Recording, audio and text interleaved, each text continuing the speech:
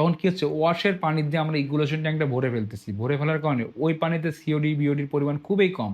তো ওই পানি দেওয়া আর গ্রাউন্ড ওয়াটার দেওয়া সেম কথা।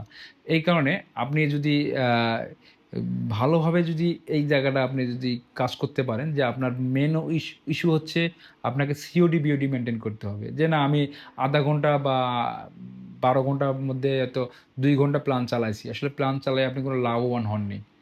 লাভবান হননি এই কারণে, কারণ আপনার যে পানিটা ইগুলেশন ট্যাঙ্কে স্ট্রে বা জমা হয়েছে, সেই পানিটা হচ্ছে ওয়াশের পানি। আপনার ফ্যাক্টরি ক্লোজিং ডে মানে ফ্রেশ পানি, মেশিন ওয়াশের পানিগুলো আপনি ইগুলেশন ট্যাঙ্কে স্ট্রে করছেন, সেই পানিটাই আপনি বায়োলজিক্যাল ট্যাঙ্কে দিচ্ছেন। তার মানে ওই পানিতে সিওডি, বিওডি খুবই কম, যে পানিটা আমরা খেয়ে থাকি সবসময়। এই কারণে আপনারা যখনই ইটিবি যেগুলো ক্লোজ করবেন, তখন অবশ্যই মাথায় রাখবেন যে আমার ইটিবিতে আমি কিভাবে আমার বিওডি, সিওডিকে আমি ইনলেটের কত আছে ওই পানিটাকে আমি ব্যাকটেরিয়াকে দেবো। আর ব্যাকটেরিয়া আসলে ব্যাকটেরিয়ার দরকারটা কি? সিওডি এবং বিওডি।